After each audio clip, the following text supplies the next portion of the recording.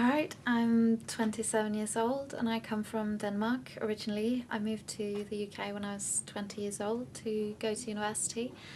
And I met Jamie the first day of university in some kind of introduction group.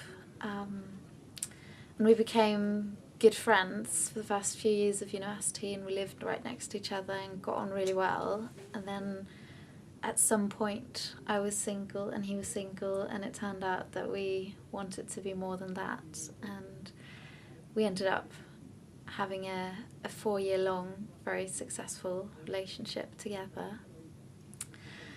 And he got ill after we'd been together for a year and a half or so.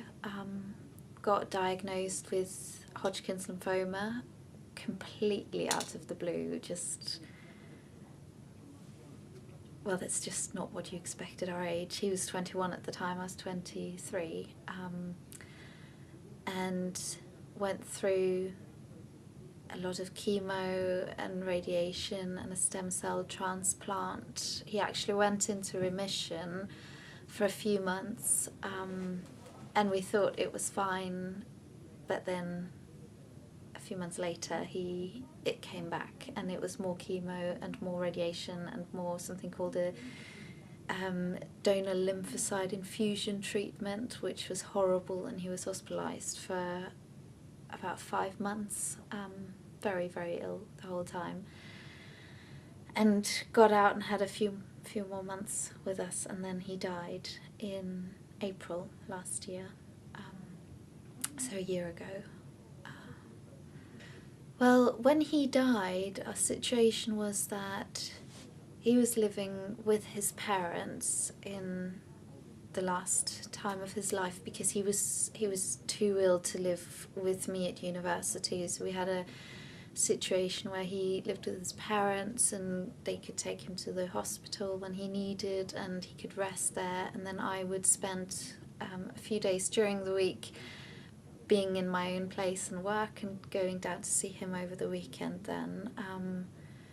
And my parents were living in Copenhagen. My whole family is living in Denmark, and all my old friends. So I was probably quite isolated during the last few years maybe of his life, because during the week I would work, and that would really be what my focus was on, and getting all the stuff taken care of at home, and then when I had my free time in the weekend it would be with him, just the two of us alone in his house, well, with his family too.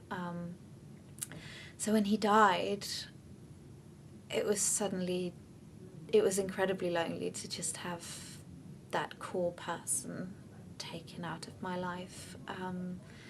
I had his parents, well, his whole family have been incredibly good at taking me in as part of the family. I've heard these horrible stories from other people who just didn't get on with their in-laws at all and weren't accepted as part of the grief and didn't sort of get to play any role in the aftermath.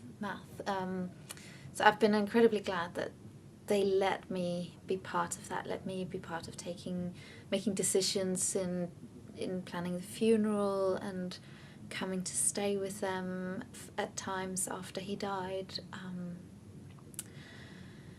And I had a few close friends here in England as well, which have been very invaluable support, as well as my family and a few old friends, but they've of course been further away.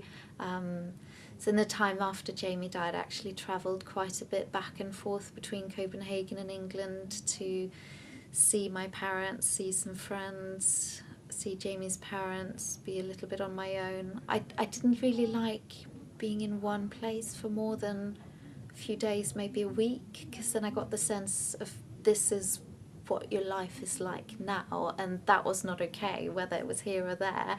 Without Jamie it's not okay, so I felt like, oh no, something else, I need to be somewhere else now.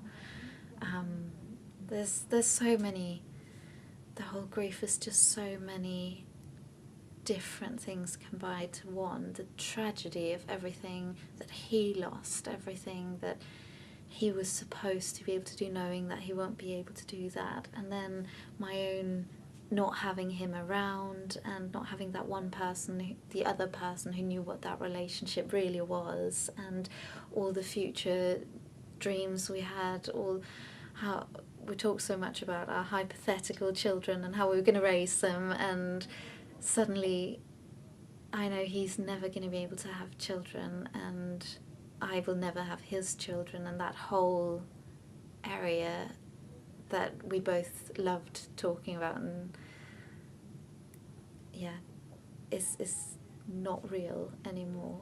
It's a million different things that you're upset about all at once,